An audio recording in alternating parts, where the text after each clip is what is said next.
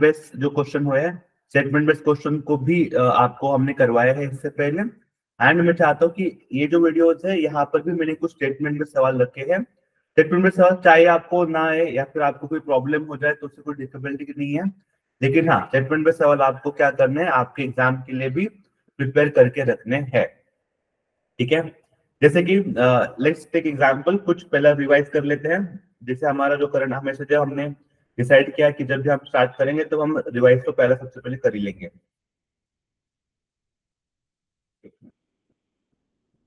ना जब रिवीजन का जब बात ही चल रहा है तो देखिए कि पहला, लास्ट टाइम जब हमने लेक्चर स्टार्ट किए थे तब हमने जो है स्पेसिफिकली कुछ सवाल के ऊपर मैंने आपको बोला था कि ये सवाल आपको स्पेसिफिकली करना ही करना है।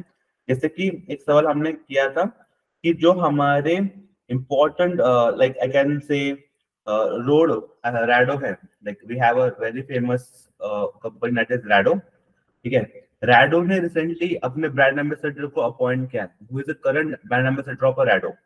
लास्ट लेक्चर में हमने इस सवाल के रिगार्डिंग इस सवाल को डील हमने किया है। What is your correct answer? Remember the correct answer is a Katrina Kaif. ये आपको पता होना क्या है, बहुत ज्यादा जरूरी है कि जो कैटरीना कैफ है, that Katrina Kaif is appointed as a new brand ambassador for the Rado company। ठीक है, तो इसलिए मैंने लास्ट लेक्चर में ना आपको ब्रांड एम्बेसडर की एक लिस्ट भी दी हुई है। तो जो बच्चे ने उस रेड लिस्ट को नहीं देखा है, आप एक बार उसको लिस्ट जरूर देख लेना है आपको। ठीक है, ताकि आपको क्या हो जाए, आराम से एक अंदाजा आ जाए कि किस तरीके से जो है आपको फॉलो चीजों को करना है। ठीक है, नाउ नेक्स्ट, अब देखो क्या है ना, और एक सवाल था जो लास्ट टाइम हमने किया था, that is again very important, कि एक पर्सनैलिटी थी, मैंने बोला था उस पर्सनैलिटी के बारे में, रिचर्ड राउंड ट्री। ठीक है, रिचर्ड राउंड ट्री एक पर्सनैलिटी के बारे में मैंने बोला था, रिचर्ड राउंड ट्री ये पर्सनैलिटी। तो सिंपली क्वेश्चन देखे ना कि रिचर्ड राउंड ट्री कौन है। Remember Richard round tree is nothing but the first, ठीक है, first black action hero, first black action hero है। ठीक है, कौन? रिचर्ड राउंड्री। ठीक है, फर्स्ट ब्लैक एक्शन हीरो है, आपको ये भी याद रखना है। ठीक है, नाउ इनके बारे में भी हम लास्ट टाइम डिस्कस कर रखा था। उसके बाद मैंने बोला था कि भारत के जो 8 फॉर्मर नेवी पर्सनल है उनको डेथ सेंटेंस बोला गया है किस देश द्वारा, दैट इज किस देश द्वारा बोला गया था, कतर देश द्वारा जो बोला गया था, वो भी मैंने आपको लास्ट लेक्चर में समझाया है। लास्ट लेक्चर का one of the very important question है एकता दिवस, नेशनल यूनिटी डे। आपको पता है नेशनल यूनिटी डे कब मनाते हैं? If you watch that video, अगर आपने वो वीडियो देखा है, वहां पे मैंने इन डिटेल एक्सप्लेन किया है कि National Unity Day is very important for us and we celebrate National Unity Day on 31st of October. ठीक है, 31st ऑफ अक्टूबर को जो है हम नेशनल यूनिटी डे क्या करते हैं, सेलिब्रेट करते हैं बिकॉज ऑफ बर्थ एनिवर्सरी। ये क्या है? बर्थ एनिवर्सरी है। किसका बर्थ एनिवर्सरी है? सरदार वल्लभ भाई पटेल। ठीक है, तो सरदार वल्लभ भाई पटेल साहब है, उनका क्या है, बर्थ एनिवर्सरी है, particularly on this particular date. I hope आपको जो है इस चीज के बारे में याद है, लास्ट टाइम मैंने इन डिटेल इसके बारे में आपको बोला था। ठीक है, इसी को हम ना अगर हिंदी में ट्रांसलेट करें तो एग्जाम में अगर हिंदी में आपको पूछा जाता है तो रिमेंबर हिंदी में हम इसको क्या बोलते हैं, राष्ट्रीय एकता दिवस। ठीक है, हिंदी में इसी चीज को हम क्या बोलते हैं, राष्ट्रीय एकता दिवस। ठीक है, इसको भी याद रख लेना। नाउ ये जो क्वेश्चन है जो हम डिस्कस कर रहे हैं, they are very important for your exam point of view, इसलिए यस ये हमारा रिवीजन है। लास्ट टाइम हमने इसके सारी चीजों के बारे में इन डिटेल मैंने बात की थी। मैंने ये भी समझाया था आपको कि किस तरीके से जो सरदार वल्लभ पटेल साहब को हम बोलते हैं कि ये एक आयरन मैन है। ठीक है, ये भी मैंने आपके साथ डिस्कस किया था। नाउ लेट्स स्टार्ट हमारे आज की जो जर्नी है, आज की जर्नी स्टार्ट करते हैं। आज की जर्नी का ना पहला ही सवाल जो मैंने रखा है आपके लिए, उस सवाल में मैंने स्पेसिफिकली आपको बोला है कि this is a one statement based question, this is one statement based question, you have to be think about it. आपका ये सवाल ऐसे ही सही नहीं आएगा, आपको क्या करना पड़ेगा, सोचना पड़ेगा, थिंक करना पड़ेगा। ठीक है, थोड़ा इसके बारे में सोचो कि क्या आंसर हो सकता है। अब देखो पहले ना रीड करते हैं, आराम से रीड करते हैं। क्या सवाल देखो, district central cooperative bank, district central cooperative bank के बारे में हम बातचीत कर रहे हैं, डिस्ट्रिक्ट सेंट्रल कोऑपरेटिव बैंक के बारे में हम बातचीत कर रहे हैं। अब पहले ही सवाल ये आता है कि बहुत सारे बच्चों को ये है क्या, ठीक है, because district central cooperative bank के बारे में ही लोगों को क्या होगा, बहुत ज्यादा कम अवेयरनेस होगी, ठीक है ना। फिर सवाल ये आता है कि ये है क्या और किस लिए बनाया गया है।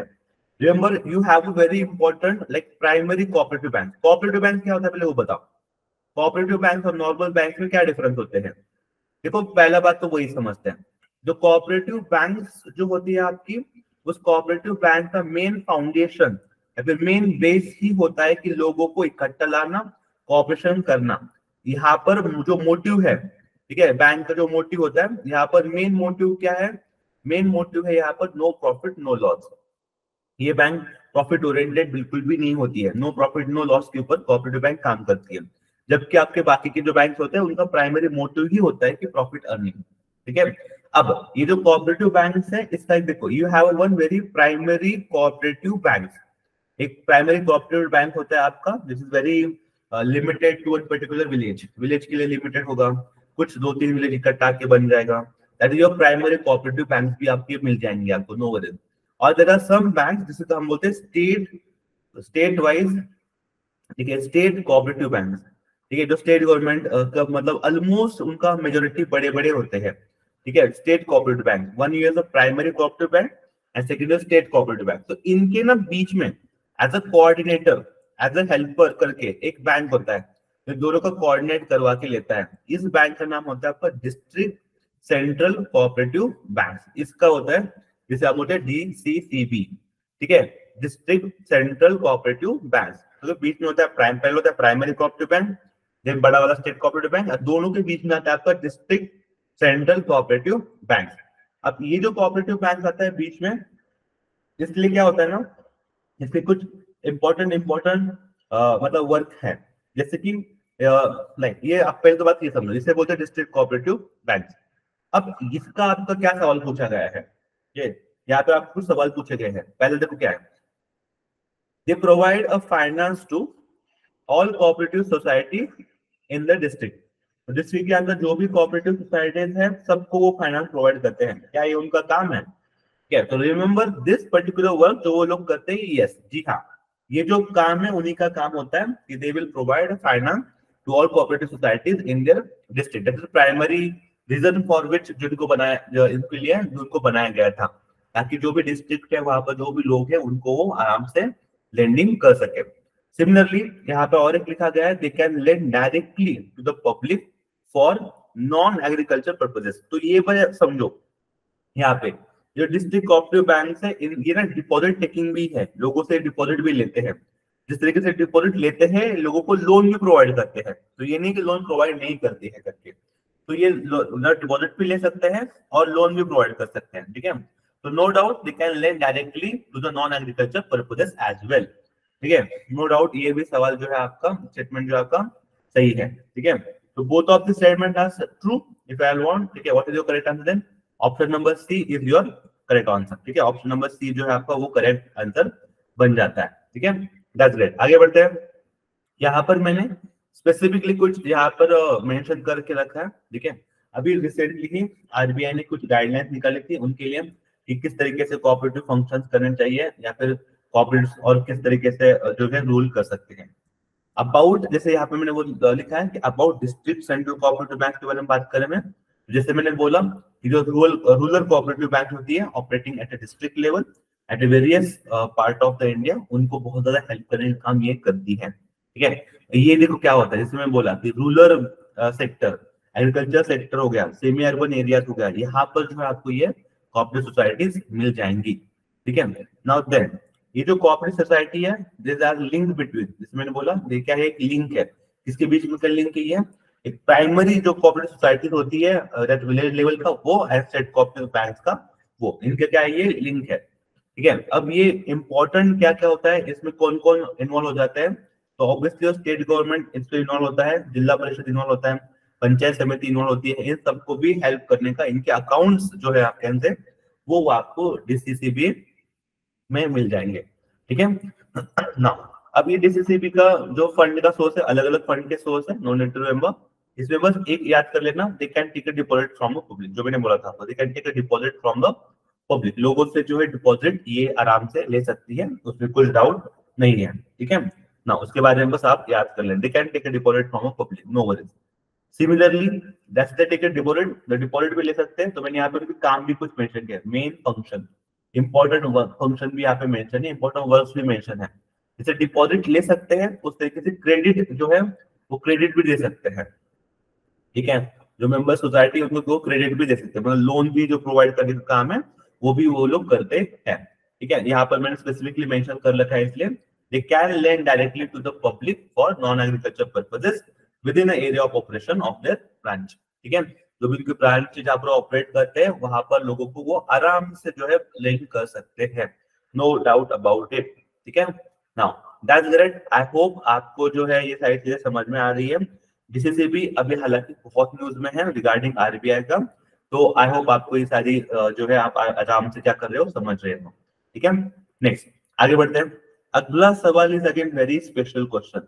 मैंने लास्ट लेक्चर से ही आपको मैंने हम बोला है कि भाई टाइगर रिजर्व को पढ़ना है, टाइगर रिजर्व को इन डिटेल समझना है, बिकॉज टाइगर रिजर्व के बारे में ना बहुत सारे सवाल अभी न्यूज में आ रहे हैं, ठीक है। मैंने आपको कम से कम लेटेस्ट वाले बोल रहा हूँ ना, ओनली लेटेस्ट वाले, कम से कम मैंने 5 या 6 तक टाइगर रिजर्व आपको करवाए हैं लास्ट फ्यू वीडियोस में, और वो सारे के सारे लेटेस्ट न्यूज वाले वीडियो, मतलब आई कैन से टाइगर रिजर्व है।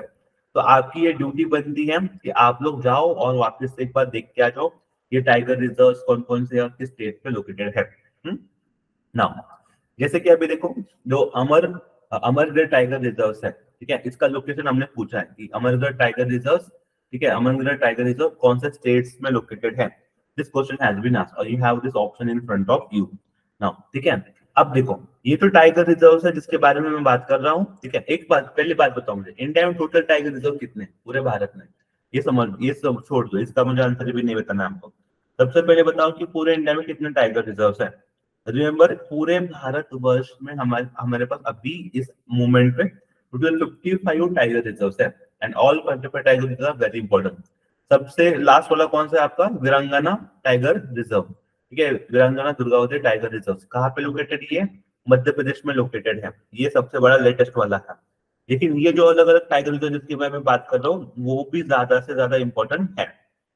अब देखो ये जो टाइगर रिजर्व है जिनकी क्या हम आज बात कर रहे हैं, that is Amargarh tiger reserve, इनका क्या है ना, यहाँ की जो टाइगर पॉपुलेशन है, टाइगर पॉपुलेशन हैज इंक्रीज, यहाँ की टाइगर पॉपुलेशन क्या हुई है, बड़ी है, ठीक है। ये टाइगर पॉपुलेशन उन्होंने क्या किया, इंक्रीज करके रखा है, ठीक है, tiger population has been increase, ठीक है। नाउ कितना इंक्रीज हुआ है, तो remember this tiger population has increase from 21 mature tigers to 28 mature tigers, 20 mature है प्लस छोटे बच्चे बच्चे भी होंगे 4।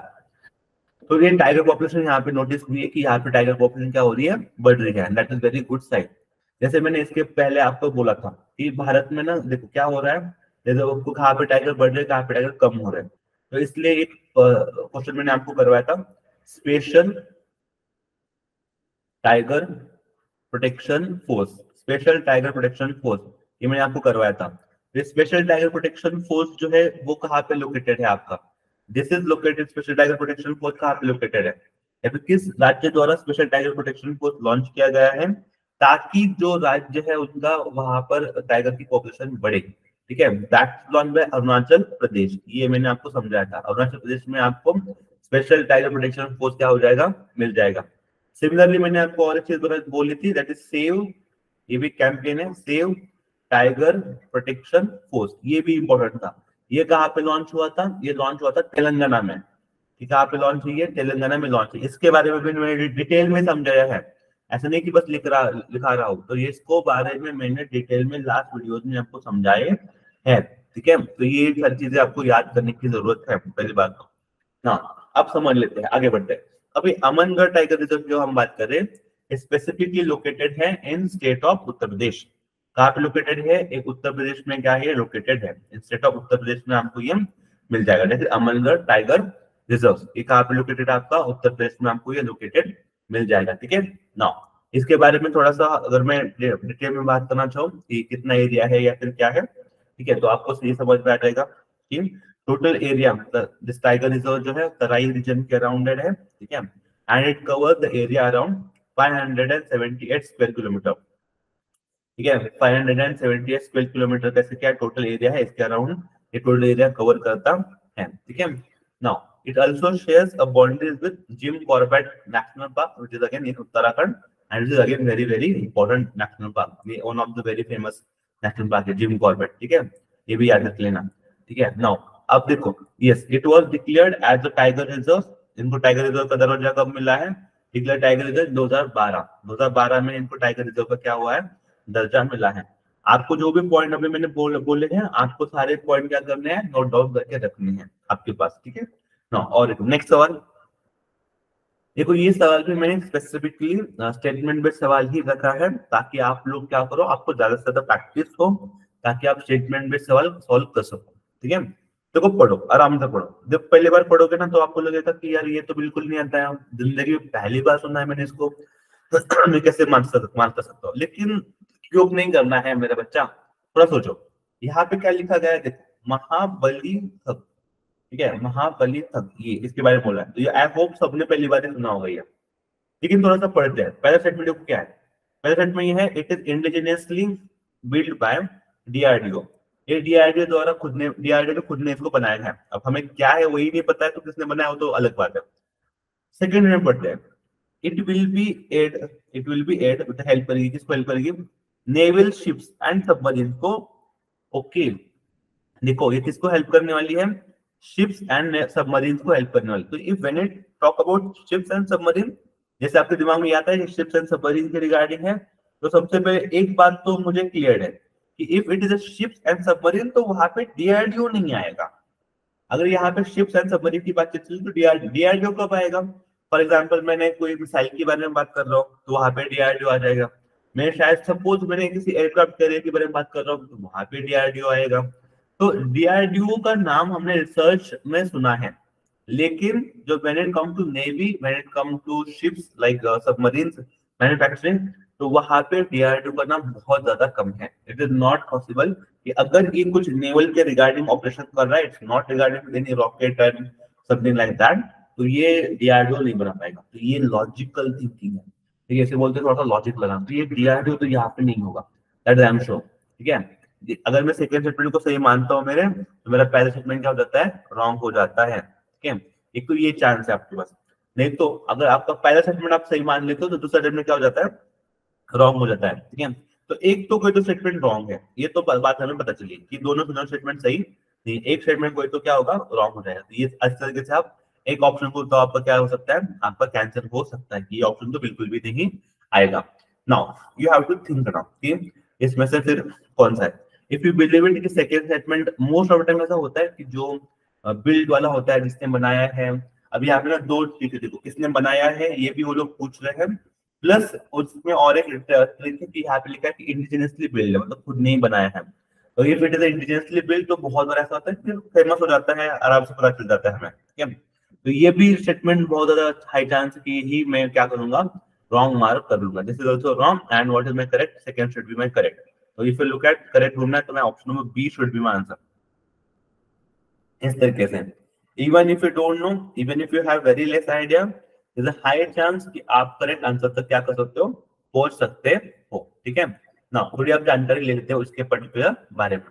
देखो Indian navy has recently commission, ठीक है, भारतीय नौसेना द्वारा रिसेंटली क्या हुआ है, इसको कमीशन किया गया है, किसको, ठीक है, दे हैव रिसेंटली कमीशन, ठीक है, महाबली तक, ठीक है, महाबली तक सॉफ्ट शिपयार्ड्स, ठीक है, कहाँ पे, गुजरात में जो है पर्टिकुलर इनको क्या कहते हैं, शिपयार्ड में लोकेटेड किया गया है।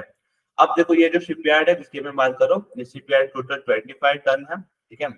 अब ये क्या कर, इसका मेन काम क्या है कि जो भी शिप आती है हमारी शिप है उनको एज अ सपोर्ट का काम ये पर्टिकुलर जो है चीज करने वाली है। And this is the efforts between, किसके द्वारा बनाया गया है, देखो this is efforts between Ministry of Defence and the shipyard, ये Ministry of Defence and shipyard, इनका ये कोलैबोरेटिव वर्क है, there is no like the DRDO, यहाँ पर कहीं पे भी आपको डीआरडीओ मिलेगा, ठीक है। That's why it has been constructed in accordance with the classification of rules set for by the Indian Register of Shipping, तो उसके हिसाब से ही इसको बनाया गया है। There is no role of DRDO in this. देखो मैं ये नहीं बोल रहा हूँ कि आपको सारी चीजें करके जानी है एग्जाम में, लेकिन मैं इतना तो बोल रहा हूँ कि जो भी आप करोगे ना उसको आपको लॉजिकल वे से सोच के मार्क करना है, ठीक है। आपको पता है नहीं पता है अलग बात है, आपको अभी पता नहीं था तो अभी आपको इन्फॉर्मेशन मिल गई है, तो अभी आपको पता है कि ये क्या चीज है करके, तो वहां से आप आराम से कर सकते हो। ठीक है, अच्छी बात है। नेक्स्ट स्टेटमेंट पढ़ते हैं। अगेन नेक्स्ट स्टेटमेंट में आपको बहुत ज्यादा स्टेटमेंट में सवाल है, लेकिन हाँ अगेन डुएबल है। थोड़ा सोचो, सवाल सोचो, देखो, सोचो। बिकॉज क्या है ना, अभी एग्जाम जो आपके आ रहे हैं वहां पे स्टेटमेंट में सवाल ही बहुत ज्यादा है, तो वहां से आपको ये सारे स्टेटमेंट में सवाल करने इंपॉर्टेंट बन जाता है। देखो यहाँ पर क्या है ना, क्या लिखा है, टोल, ठीक है, toll operate transfer model, TOT model, toll operate transfer model, TOT model, इसके बारे में इंफॉर्मेशन दी गई है। देखो पहला पढ़ते हैं, टोल ऑपरेटिव ट्रांसफर मॉडल। यहाँ पे क्या लिखा है, टोल ऑपरेट ट्रांसफर मॉडल, ठीक है, टोल ऑपरेट ट्रांसफर मॉडल। पहले स्टेटमेंट क्या लिखा है, तो operation and maintenance, operation and maintenance obligations of projects under the TOT model lies with the government. मतलब जो भी ऑपरेशन होंगे उसके या फिर उसका मेंटेनेंस कॉस्ट होगा वो गवर्नमेंट संभालेगी। ये पढ़ते ही थोड़ा सा नहीं लग रहा है? देखो ये हमारे पास ना एक इंडिया में पीपीपी मॉडल है। What is PPP model? ठीक है, पब्लिक प्राइवेट मॉडल है। अब इस मॉडल में क्या होता है ना, इस मॉडल में जो गवर्नमेंट होती है, दैट गवर्नमेंट क्या बोलता है, government provide land, government provide a money. किसको प्रोवाइड करती है? एक प्राइवेट एंटिटी, कोई भी प्राइवेट एंटिटी उसको land and money government provide कर देगा। एंड गवर्नमेंट क्या कर देगा, even most of time money भी नहीं देता, even this is not given a money, government money भी नहीं, बस लैंड प्रोवाइड कर लेता है। लेकिन गवर्नमेंट ऑफ इंडिया क्या बोलता है, आप क्या करो, यहाँ पर आपका पैसा लगाओ and you develop this road. जो भी रोड होगा, इस रोड को सपोज यहाँ से ए से लेके बी तक का ये रोड है, आप लोग क्या करो, आप ये जमीन आपकी, आपको बस क्या करना है, ये पूरा जो रोड है इसको कंस्ट्रक्ट करना है, यहाँ पर अच्छी तरीके से आपको रोड बनाना है। और फिर जो भी कॉस्ट आपकी आएगी, यहाँ पे you can set up some toll, यहाँ पे आप टोल लगा लो, ठीक है। और आप क्या करो, ये टोल जो भी गाड़ियां जाएगी उनसे पैसे वसूल कर लेना जो आपके टोल के हैं, ठीक है, इस तरीके से। तो ये जो प्राइवेट प्लेयर होते हैं वो क्या करते हैं, पहले रोड बना लेते हैं और रोड बनाने के बाद जो टोल होता है वो सेटअप करते हैं, फिर अपना अपना पैसा कमाते हैं। तो गवर्नमेंट का यहाँ पे रोल क्या होता है ना, government has a role to provided land, ठीक है, जो भी लीगल सपोर्ट है वो प्रोवाइड करना है, जबकि मेंटेनेंस करना, ऑपरेशन चलाना, ये काम प्राइवेट एंटिटी का होता है। इट्स नॉट कि गवर्नमेंट का एंटिटी का ये काम है। सबसे पहले यही है। No that's why if you sort it, अगर ये थोड़ा सा आइडिया आपको क्लियर है तो ये स्टेटमेंट आपको क्या हो जाता है, रॉन्ग हो जाता है। द स्टेटमेंट सिर्फ रॉन्ग, ठीक है, अगर if you have this clarity in your mind. अब देखो, अब सेकंड स्टेटमेंट पढ़ते क्या है, the proceed the proceed received by government under the TOT model shall be utilized for the future development of a highway। Yes। अब ये जो किसका है, जैसे मैंने अभी बोला कि ये जो चीज है, जो टोल ऑपरेटिव ट्रांसफर मॉडल है, ये ऑब्वियसली क्या हो जाएगा, फ्यूचर ओरिएंटेड काम है, ताकि मतलब जो प्राइवेट प्लेयर्स है वो वहां पे आए, प्राइवेट प्लेयर्स इन्वॉल्व हो जाए और वो ज्यादा से ज्यादा हाईवेज डेवलपमेंट को हमें क्या करे, हेल्प करे। तो obviously this model is helpful for the development of the highways, ठीक है। So what is correct answer? Your option number B is your correct answer। Yeah, option number B is the correct। मैं ना कुछ नहीं कर रहा हूँ, जैसे मैंने पहली बार आपके साथ जब एक सवाल रेडी किया था ना, आई डोंट हैव कि क्या हो सकता है करेक्ट आंसर, लेकिन I have to reach up to that correct answer. उसके लिए फिर मुझे क्या करना है, तो इस तरीके से मुझे क्या करना है, सोचना है लॉजिकली, ठीक है, ताकि मैं सही आंसर तक पहुंच पाऊँ। ठीक है, अब यहाँ पे I have given you some specific information to this particular model. Yes, this is a particular model जो 2016 में रिप्रेजेंट किया गया था, ठीक है, 2016 में, ठीक है। एंड इस प्रोजेक्ट का वर्क देखो क्या है, the work of the project is 6,584 in tolls operates and transfer model, ठीक है। नाउ अब देखो क्या है ना, national highway cabinet committee on economic affairs ने ऑथराइज किया था नेशनल हाईवे अथॉरिटी को कि आप क्या करो, you have to monetise the public funded national highway project and approve the TOT model. अब इस मॉडल क्या है, this is public funded project, government हमें क्या करेगा, इसको फंड भी थोड़ा सा प्रोवाइड करने वाला है। They will also provide some wedding, ठीक है, and then they will give you that particular road on a lease for the next so many yes, ठीक है। जैसे ही आफ्टर कुछ सालों बाद क्या होता है, वो टोल क्लोज हो जाता है, जैसे ही उस कंपनी का अपना प्रॉफिट मोटिव पूरा हो जाता है, तो ठीक है। ऐसा ये आप देखो, operation and maintenance obligation of such a project in concession with, ठीक है, जो भी कंपनी होगी उनका वो पर्टिकुलर होगा, ठीक है, till the completion of the, ठीक है, कंसेशन पीरियड, ठीक है, उन्हीं के पास होगा, स्टेट गवर्नमेंट का ऐसा कोई रोल है नहीं है। एंड उसका मेन मोटिव क्या है, मेन मोटिव वही है कि develop the highway, encourage the private participation, we need to focus on to encourage the private participation in the highways sector। जो भी हाईवेज है उसको डेवलपमेंट करने के लिए प्राइवेट सेक्टर को प्रमोट करना है। That is the main motive behind this particular model, ठीक है, टीओटी मॉडल। तो आई होप आपको बारे में टीओटी मॉडल का आपका भी क्लियरिटी आ चुकी है। अगर थोड़ा पढ़ते हैं, which of the following best describe the hostile activity watch kernel system? ठीक है, हैवॉक का भी वही मीनिंग होता है, हैवॉक मतलब क्या, वॉच रखना, ठीक है। उसका बेस्ट डिस्क्राइब क्या है, मतलब उसका जो हैवॉक है उसको अच्छे से कौन डिस्क्राइब कर पाएगा? You have a four statement, आपको सोच के बताना है किसके रिगार्डिंग ये होगा। देखो सोचो, वॉच है, ठीक है, वॉच करनी है। हॉस्टल एक्टिविटी मतलब पता है, हॉस्टल एक्टिविटी मतलब नॉट गुड एक्टिविटीज, ठीक है, उसको वॉच करना है। देखो पढ़ते हैं, यहाँ पे क्या लिखा है कि the cloud based information management system to manage a wild life crime. जो वाइल्ड लाइफ क्राइम है उसके रिगार्डिंग ये होगा, पहले बात वही है। सेकेंड क्या देखो, आइडेंटिफाई द फिशिंग एक्टिविटीज, इसके बारे में है। Radar system develop by the ISRO, ISRO का कोई रडार सिस्टम ही है। New system monitor by the crypto currency transaction. अब जब ऐसे ऑप्शन होते हैं तो वहां पे आई कैन अंडरस्टैंड कि बहुत ज्यादा कंफ्यूजन होता है, बिकॉज यू फील इट कि everything is correct, because everything is regarding the watch, सारा वही है कि वॉच के रिगार्डिंग है। लेकिन यहाँ पे एक वर्ड मेंशन किया गया है, हॉस्टाइल एक्टिविटी। हॉस्टाइल एक्टिविटी मतलब क्या होता है, something which in may involve the violence, may involve the violence. Hostile activity मतलब क्या, may involve the violence in that particular case, ठीक है। और ये यहाँ पर आप देखोगे मे इन्वॉल्व वायलेंस, तो यहाँ पर if you have a violence, hostile मतलब क्या होता है, हॉस्टाइल विद व्हाट, दंगे करना, something which involve the violence. यहाँ पर जो fishing activity is not talk about violence, crypto currency is not talk about violence, ठीक है। और इसके ऊपर रडार सिस्टम तो कोई वायलेशन को नोटिस करने वाला है नहीं है, ठीक है। सो जो वाइल्ड लाइफ क्राइम है, this is something related to it, इस तरीके से। What is the correct answer, this is nothing but a cloud based information management system to manage a wild life crime, ठीक है।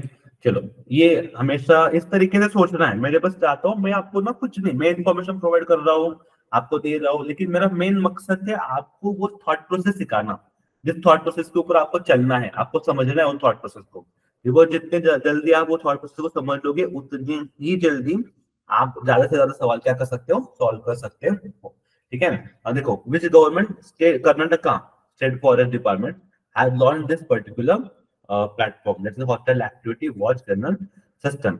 जहाँ के भी क्या करेंगे, जो भी वाइल्ड लाइफ क्राइम है, वाइल्ड लाइफ क्रिमिनल्स है, ठीक है, जो भी मॉडलिटी है वाइल्ड लाइफ की, वो सारी क्या कर सकती है, वो टैप कर सके, ठीक है, और उसको अच्छे से क्या कर सके, वो मैनेजमेंट कर सके। उसके लिए ये पर्टिकुलर चीज क्या की है, बनाई गई है। Now the system of entire state forest department, ठीक है, जो in real time access restricted through the access levels, ठीक है, ये भी आप एक बार समझ सकते हो। नाउ नेक्स्ट, अगेन सिक्स वाला क्वेश्चन कि I believe it little bit difficult सवाल है, इसलिए मैं ये आपको बिल्कुल नहीं करने दूंगा, हम मिलके करेंगे इस पर्टिकुलर सवाल। लिटिल बिट डिफिकल्ट सवाल है, लेकिन ना मैंने ये भी सोच के रखा है कि भाई फ्यूचर में और किस तरीके से सवाल आ सकता है आपको। अभी जो टाइप के सवाल आ रहे हैं वो तो हम कर ही रहे हैं, जो इससे पहले आ चुके हैं वो भी सवाल हम कर चुके हैं, लेकिन इन फ्यूचर में तो चेंज होगा ना पैटर्न। तो अगर चेंज होता है पैटर्न, किस लेवल पे चेंज हो सकता है, उसको थोड़ा सा नजर रखते हुए मैंने ये पर्टिकुलर क्वेश्चन बनाया थे आपके लिए। थोड़ा सा लिटिल बिट डिफिकल्ट है, लेकिन देखते हैं, ठीक है। It is a national, that is something, एक जगह के बारे में बातचीत चल रही है। ऊपर जो भी दिया है ना आपको, ये जो इन्फॉर्मेशन आपको दी है, यहाँ पर ना एक जगह के बारे में बोला है, और जगह कौन सा, ये one of the Ramsar site के बारे में हम बातचीत कर रहे हैं, ठीक है। और आपको बस इससे रीड करके गेस करना है कि कौन से रामसर साइट के बारे में हम बातचीत कर रहे हैं, ठीक है। तो देखो यहाँ पे क्या बोला है, बे ऑफ बंगाल के ईस्ट में है, तो बे ऑफ बंगाल के ईस्ट में, तो पहले ये समझो कि this is like we have, this is our country and like random diagram, very random, sorry for that, but very random. Bay of Bengal, bay of Bengal का ईस्ट, बे ऑफ बंगाल के ईस्ट में है, ठीक है। तो अभी this is if bay of Bengal है, तो यहाँ पे तो आपका वेस्ट हो जाएगा, ठीक है।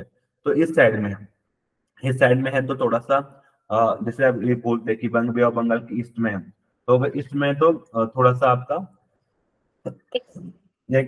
लोकेशन आपको थोड़ा सा सोचना पड़ेगा, ठीक है। Still between the bay of Bengal in the east, ठीक है, मतलब सॉरी, इसके इसके बे ऑफ बंगाल के ईस्ट में, मतलब इस पर यहाँ पर होगा, तो इसके ईस्ट में क्या आपको बे ऑफ बंगाल है, ये तो पर आपको क्लियर है, ठीक है? यहाँ पर तो बिल्कुल नहीं है, ठीक है। तो यहाँ पर ही होगा, क्योंकि इसके ईस्ट में आपको बे ऑफ बंगाल मिल जाएगा। प्लस जो पलकॉप स्ट्रेट है, पलकॉप स्ट्रेट क्या होता है, Palk strait is between the India and Sri Lanka. For example India Sri Lanka है, तो उसके बीच में जो है that is a Palk strip. इसके पल्कॉप स्ट्रिप जो है इसके साउथ में है, तो ये इसके साउथ में क्या है, पल्कॉप स्ट्रिप होगा। तो if you have this little bit idea, ये डायग्राम आपके सामने दिमाग में क्लियर है, तो दिस पर्टिकुलर आर्म साइड जिसके बारे में बातचीत कर रहे हैं वो समवेयर तमिलनाडु में होगा, तो आंध्र प्रदेश में होगा। ये पॉइंट तो क्लियर होगा चाहिए आपको, ठीक है ना। तो अगर छोड़ो चिल्का लेक, चिल्का लेक बिल्कुल नहीं आएगा, ठीक है, that is for sure, Chilka lake तो नहीं आएगा आपका, ठीक है, वो तो आपको चला गया। Now then we have this Ashtamudi wetland, ये भी नहीं आएगा आपका, अष्टमुडी वेटलैंड ये भी वहां पर लोकेटेड नहीं है। Now where is the location, remember this is location of आपका, ठीक है, point Calimere wildlife and bird sanctuary, ये वाला। और कहाँ पे लोकेटेड है आपका, this is located in Tamil Nadu. कहाँ पे लोकेटेड है, तमिलनाडु में लोकेटेड है। थोड़ा एक तरीके से आपको सोचना पड़ेगा, ठीक है, इस तरह के सवाल आते हैं, थोड़ा सा डायग्रामेटिकली सोच के देन आपको मार्क करना चाहिए, ठीक है, एग्जाम में अगर सवाल आते हैं, ठीक है। अब ये न्यूज में क्यों था, पहली बात वही समझ लो कि जो तमिलनाडु गवर्नमेंट है, वो तमिलनाडु गवर्नमेंट चाहती है कि मेजोरिटी जो वाटर बॉडीज हैं, मेजोरिटी जो आई कैन से बर्ड्स है, उनको अट्रैक्ट करने के लिए, माइग्रेटरी बर्ड्स को अट्रैक्ट करने के लिए उन्होंने बोला कि Calimere wild life sanctuary and जो बर्ड सेंचुरी है आपकी, ठीक है, उनको उन्होंने सेटअप किया है, ठीक है। ये जो बर्ड सेंचुरी है, that wild life sanctuary, it was established in the year 1967 and this is situated in the state of Tamil Nadu. कहाँ सिचुएटेड, तमिलनाडु में सिचुएटेड है, ठीक है। नाउ ये आपको याद होना जरूरी है। आगे बढ़ते हैं। यस, ये सवाल है, मैं चाहता हूँ टेक अ फ्यू 5 सेकंड ले लो, ठीक है, mark your correct answer, take a 5 second and mark your correct answer.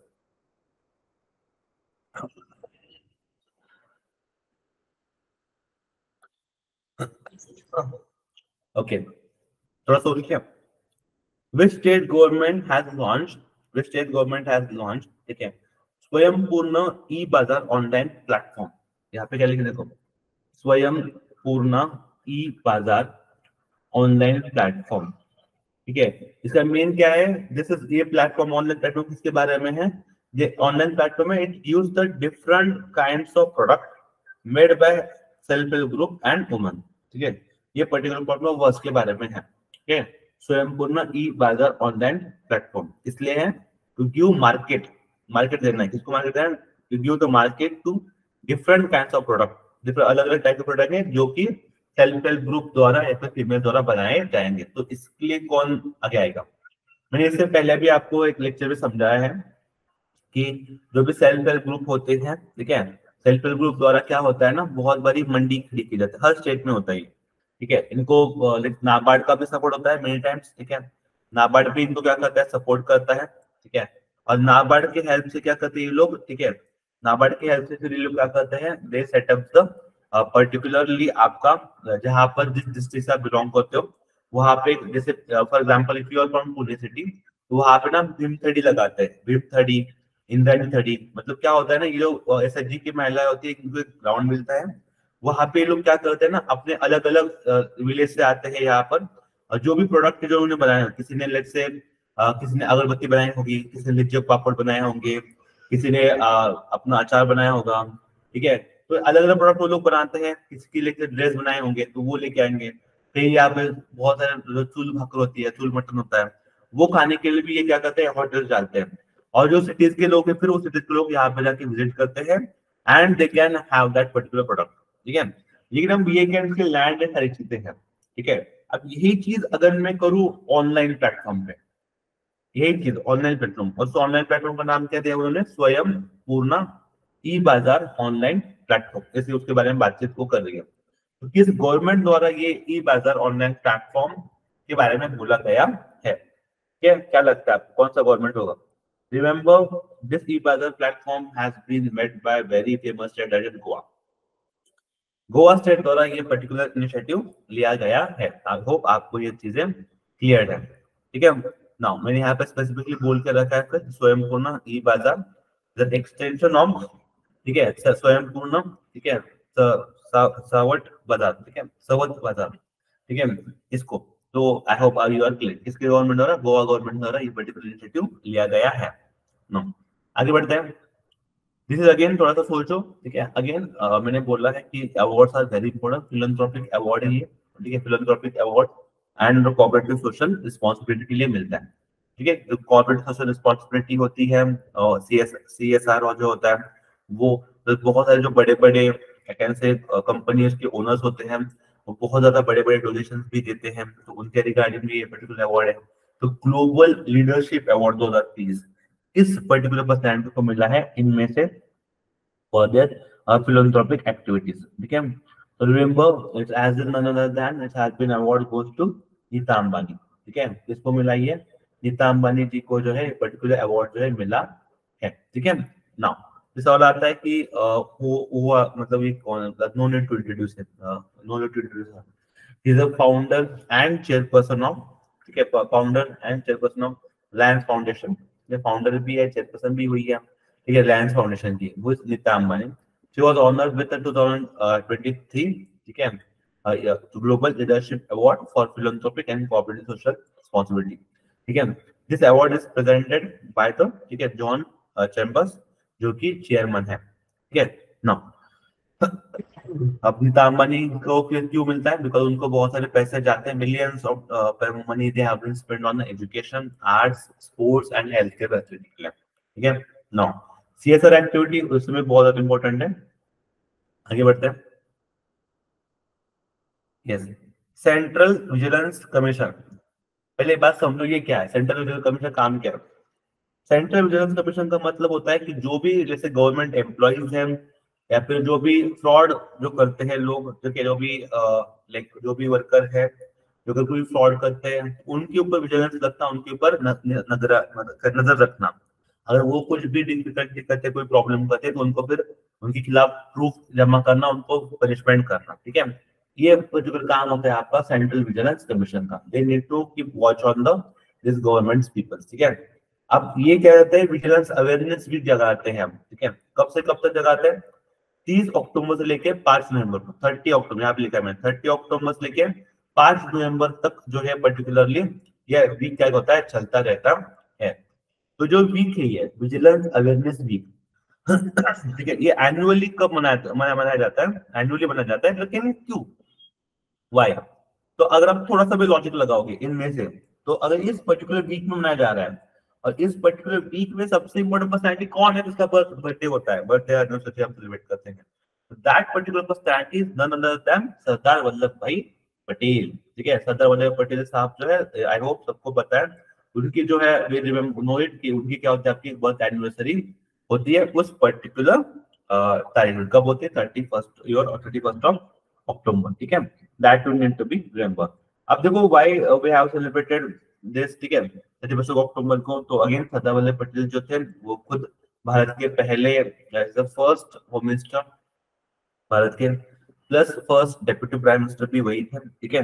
और उन्होंने एक बहुत ज्यादा इम्पोर्टेंट क्या बोलते हैं हम, they have set a very important platform जहां पर अवेयरनेस लोगों में हो, ठीक है, लोग क्या हो, जागरूक रह पाए, ठीक है।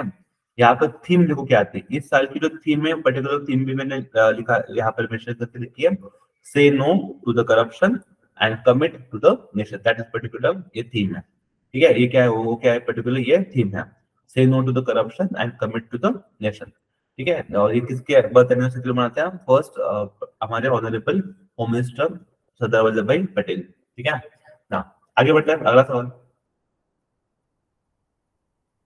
Commodity market outlook report is published by which of the following organisation, कौन सी ऑर्गेनाइजेशन है जिसको द्वारा कम्युनिटी मार्केट आउटलुक रिपोर्ट क्या करता है, रिप्रेजेंट किया जाता है। अगर आपने रिसेंटली पेपर देखोगे आपके आईबीपीएस के एंड आरआरबी के, वहां पे आपको बहुत ज्यादा सवाल पूछे गए हैं when it come to reports, ठीक है, कि भाई उन्होंने क्या किया था, 2 कॉलम बनाए थे, एक कॉलम में सारे रिपोर्ट्स के नाम दिए गए थे और दूसरे कॉलम में एक पेयर दे, मतलब जो पब्लिश करता है उसके नाम लिख के रख देते हैं, और आपको पूछा था कि कौन से पेयर करेक्ट है।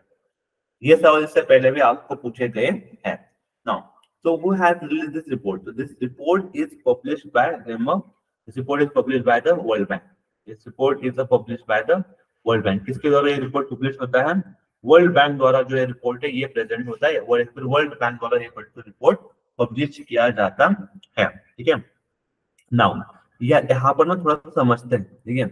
यहाँ पर क्या है ना कि वर्ल्ड बैंक क्या बोलता है कि ये जो पर्टिकुलर रिपोर्ट है, एक याद करो, ये एवरी ईयर, हर साल का एनुअल रिपोर्ट लोग प्रेजेंट करते हैं, और जो मेजर कम्युनिटीज हैं लाइक एनर्जी हो गया, मेटल्स हो गया, एग्रीकल्चर हो गया, उसका जो है एनालिसिस आपको पर्टिकुलर इस रिपोर्ट के अंदर मिल जाता है, ठीक है। And there are total like 46 की कम्युनिटीज इसके बारे में यहाँ पर डिस्कशन हो जाएगा, ठीक है। अब देखो ओवरऑल ऐसे बोलते हैं कि ओवरऑल जो सारी कम्युनिटीज हैं उनका प्राइस यहाँ प्रोजेक्टेड क्या हो जाएगा 4.1% जो गिर जाएगा फॉर द नेक्स्ट ईयर, ये एक्सपेक्टेड है। सिमिलरली द प्राइसेस है जो अपने एग्रीकल्चर कम्युनिटी है उनकी जो प्राइसेस है that expected to be decline to next year as the supply rises, ऐसा पूरा जा रहा है। मतलब ये लोग इनका काम क्या होता है, अलग अलग कम्युनिटी है, फ्यूचर में कम्युनिटी बढ़ सकती है, कम हो सकती है, या फिर क्या इनमें रिजल्ट आ सकता है, उसके रिगार्डिंग ये पर्टिकुलर क्या करते हैं, सोचते हैं, ठीक है। नाउ दैट्स व्हाई यहाँ पर जो एग्रीकल्चर कम्युनिटी है उसके जो प्राइसेस है वो बोल रहे हैं कि प्राइसेस क्या हो सकते हैं आने वाले समय में आपका डिक्लाइन हो सकता है, ठीक है। चलो आगे बढ़ते हैं, अगला सवाल, ठीक है। Now next, which drone company has recently received a certification from DGCA, ठीक है। DGCA से किसको मिला है? अब बहुत बच्चों को दिमाग में आता आया होगा कि DGCA क्या है। DGCA is nothing but a what DGCA is nothing but a, ठीक है, the, ठीक है, आई कैन से इसका अगर मैंने फुल फॉर्म बताना है आपको, what is the full form, remember this is nothing but a directorate, ठीक है, directorate general of civil aviation, ठीक है, directorate general of civil aviation, ठीक है, directorate general of civil aviation, ये आपको पता होना चाहिए, ठीक है, सिविल एविएशन, ठीक है, directorate general of civil ocean DGCA, ठीक है। तो that is a specific DGCA। अब ये जो director general of civil aviation होते हैं वो स्पेसिफिकली क्या बोलते हैं कि आपकी कंपनी को ड्रोन मैन्युफैक्चर करने का लाइसेंस मिलना चाहिए, नहीं मिलना चाहिए। पर ड्रोन इंडस्ट्रीज अभी बहुत ज्यादा ग्रो कर रही है हमारे पर्टिकुलर कंट्री में, तो उसके रिगार्डिंग आपको परमिशन देना चाहिए, नहीं देना चाहिए, ये पर्टिकुलर डिसीजन निर्णय कौन करता है, या फिर कौन होता है जो पर्टिकुलरली इसका निर्णय लेता है। Remember who has taken this decision, this decision is taken by the, ठीक है, थ्रोटलेट एरोस्पेस सिस्टम, ठीक है। थ्रोटलेट एरोस्पेस सिस्टम क्या है, एक पर्टिकुलर आपकी कंपनी है, एरोस्पेस कंपनी है, ठीक है, उनको जो है क्या करा है, सर्टिफिकेशन मिला है, ठीक है, this certification has been got by them, उनको ये पर्टिकुलर सर्टिफिकेशन मिला है, इसका कि वो आरबीआई द्वारा, मतलब DGCA द्वारा उनको ये सर्टिफिकेशन मिला है कि भाई हाँ आप एक ड्रोन कंपनी के लिए आप एक्ट कर सकते हो, ठीक है ना। ये भी याद रखना रिसेंटली हो रहा है, तो आपको जस्ट एक आइडिया होना चाहिए, व्हाट आई कैन से, एक आइडिया होना चाहिए कि हाँ इनको मिला है या फिर इनको नहीं मिला है फॉर द कंपनी वर्क, ठीक है। एंड रिमेंबर ये जो कंपनी आपकी, ठीक है, थ्रोटल्स एरोस्पेस, ठीक है, थ्रोटलेट्स एरोस्पेस ये company is the first company in India, भारत की पहली ऐसी कंपनी है, this is first company in India जिनको ये रिसीव हुआ है, ठीक है, to receive a drone licence certification from DGCA and was eligible for the product link scheme of government of India। तो product link incentive scheme again very famous scheme है। I will try कि next lecture में आपको ये सारी schemes जो है product link incentive scheme भी लेकर आऊंगा, because ये scheme भी बहुत ज्यादा न्यूज में रही थी for this particular year, ठीक है। Now I hope आपको सारी चीजें क्लियर है। Remember this is the first company जिसको ये particular सर्टिफिकेशन मिला है, ठीक है। Now आगे बढ़ते हैं, नेक्स्ट सवाल आपके सामने है, कौन सा वो देश है जहां पर दुनिया का पहला वर्ल्ड्स फर्स्ट, ठीक है, दुनिया का पहला, ठीक है, world's first AI safety summit हुआ है, ठीक है, दुनिया का पहला AI सेफ्टी समिट हुआ है, वो कौन सा वो देश है जहां पर ये चीजें हो रही है, ठीक है। नाउ रिमेंबर जो वर्ल्ड फर्स्ट समिट है आपका, ठीक है, जो वर्ल्ड फर्स्ट समिट है वो कहाँ पे हुआ है, remember this summit is happen in a country of Britain, ये अभी हालांकि कहाँ पे हुआ है आपका, ब्रिटेन जो हमारा यूके जो हमारा है, यूके में जो है पर्टिकुलर ये world first AI safety summit organise किया गया है। और ये भी आपको पता होना चाहिए कि जो पर्टिकुलर समिट जो ऑर्गेनाइज हो गया था regarding AI with India and I can say UK particular we have signed this agreement as well कि हम जो लोग हैं मिलकर काम करेंगे AI डेवलपमेंट का, जो भी AI डेवलपमेंट काम है इंडिया यूके क्या करेंगे, साथ में मिलकर कर लेंगे, या फिर कोऑपरेशन तो एटलीस्ट कर ही लेंगे। बिकॉज क्या है ना, देखो AI is going to be higher technology, अब ये आगे बढ़ रहे हैं, जैसे आप इंडिया में बात करते हो AI में इंडिया में क्या हो रहा है कि बहुत सारे लोग ऐसे कर रहे हैं कि जो भी आपका AI है उसके वजह से मतलब चेहरा किसी और का होता है और वो कुछ बोल और रहा होता है, ठीक है। जबकि एक्चुअली उसने वो स्टेटमेंट दिया भी नहीं है। अभी ये जो बहुत ज्यादा इशू चल रहा है हमारे कंट्री में, ये क्यों हो रहा है? बिकॉज एआई सेफ्टी नहीं है, इट्स नॉट एआई सेफ्टी। ऐसे नहीं कि बस इंडिया में हो रहा है, मतलब ऐसा बहुत जगह पे देखा जा रहा है। एआई सॉफ्टवेयर इतने स्ट्रॉन्ग है कि वहां पे लोग अलग अलग होते हैं, ठीक है। That's why this particular I can से एआई सेफ्टी बहुत ज्यादा न्यूज में रहती है, ठीक है। थोड़ा क्या आप मुझे बता सकते हो कि अभी हालांकि ये कॉन्ट्रोवर्सी जो हुई थी किसके रिगार्डिंग, अभी सामने हमारे कॉन्ट्रोवर्सी आई थी, क्या आपको पता है किसके एक्टर के रिगार्डिंग आई थी? Please do mention in my comment section कि कहाँ पे आपको ये चीज सुनने को मिली अभी रिसेंटली इंडिया में, ठीक है। Now remember this particular thing, UK में ये सारी चीजें क्या हो रही है आपकी यूके में हो रही है, ठीक है। वर्ल्ड्स, इसलिए हम बोल रहे हैं कि this is nothing but your world's first, ठीक है, वर्ल्ड्स फर्स्ट, ठीक है। दुनिया की पहली एआई सेफ्टी समिट, ठीक है, स्टार्टेड इन यूके। कहाँ पे स्टार्ट हुआ? ये यूके में स्टार्ट हो रहा है, ठीक है। नाउ सी और दिस कंट्री को किसने अटेंड किया? देखो most of India, America, France, Singapore are participating in this conference and these are the major countries. वो होता है ना, ये जो कंट्रीज है ये आपकी क्या है? मेजर कंट्रीज है जिनके द्वारा यहाँ पर क्या हुआ है? आपका पार्टिसिपेशन किया गया है, ठीक है। नाउ ये जो लाइक आई कैन से ये जो पर्टिकुलर लोग हैं, like for example I can say Rajeev Chandrasekhar है, ठीक है, he is representing Indian minister हमारे, ठीक है। तो वो जो है उनका पर्टिकुलर रिप्रेजेंटेशन है in India for 2 day summit, ठीक है। नाउ इन्होंने रिप्रेजेंटेशन किया था यूके में जाके, ठीक है।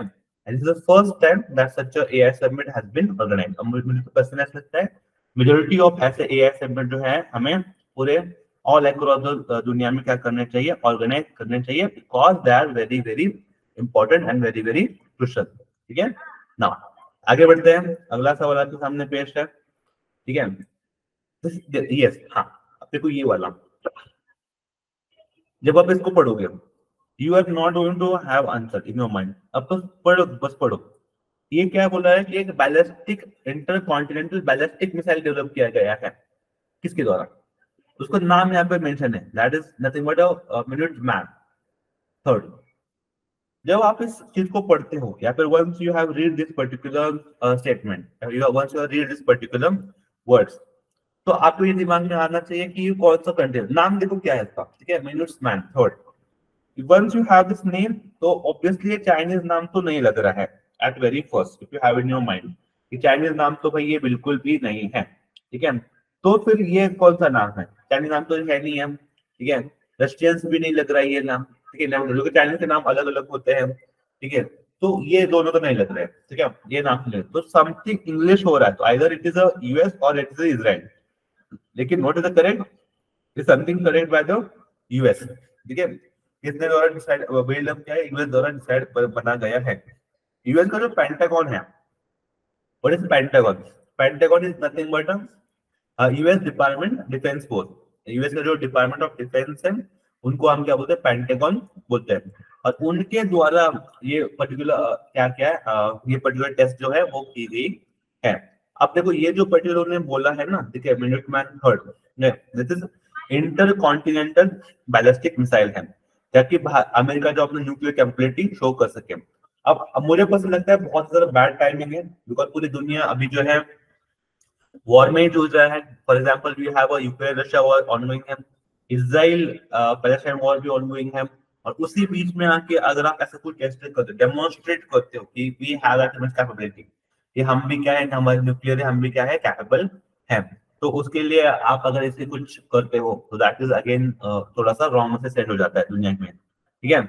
अब देखो this is nothing but the missile which will be tested, जैसे किया गया था विदाउट एनी वॉरहेड, बिना वॉरहेड लगा के हुए उन्होंने टेस्ट किया था। कहाँ पे टेस्ट किया था ये भी पूछ सकते हैं, कहाँ पे टेस्ट किया था? कैलिफोर्निया, ठीक है, साउथ साइड ऑफ कैलिफोर्निया, वहां पे जो है पर्टिकुलर ये टेस्ट किया गया है यूएस द्वारा, ठीक है। एंड अगेन वही है कि ऑलरेडी वॉर चल रही है दुनिया में, ठीक है, और आप क्या कर सकते हो कि ये जो टेंशन है अब देखो, अब जिनपिंग मतलब एक्साई जिनपिंग चाइना के प्रेसिडेंट, उनका जो बाइडेन का भी मीटिंग हुआ था, तो वो मीटिंग भी फेल हो चुका है, nothing concrete come out of it, ठीक है। तो ऐसी सिचुएशन में, ये सिचुएशन है ऑलरेडी दुनिया टेंस में, और आप क्या कर रहे हो भाई? हम तुम सेल्फ टेस्ट कर रहे हैं, ठीक है। तो that is not a good thing, I personally believe it, ठीक है।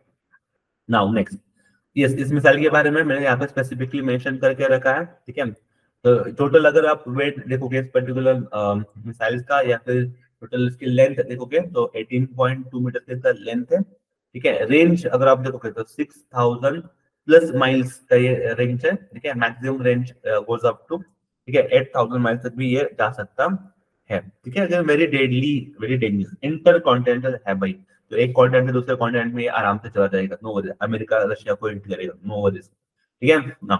नेक्स्ट, अब देखो जो नेक्स्ट सवाल है, ठीक है, थोड़ा सा पढ़ने के बाद ऐसा लगता है कि हाँ ये कुछ तो अलग है। थोड़ा सा सोचो, थोड़ा सा पेनी ड्रॉप वेरिफिकेशन, ठीक है, which entity has mandated a penny drop verification for NPS fund withdrawal, for the NPS fund withdrawal, ठीक है। नाउ ये जो चीज है, you have to be remember is nothing but this has been this entity has been mandated by the आपके, ठीक है, इसको FPRDA, इसका क्या है, what do you mean by PFRDA?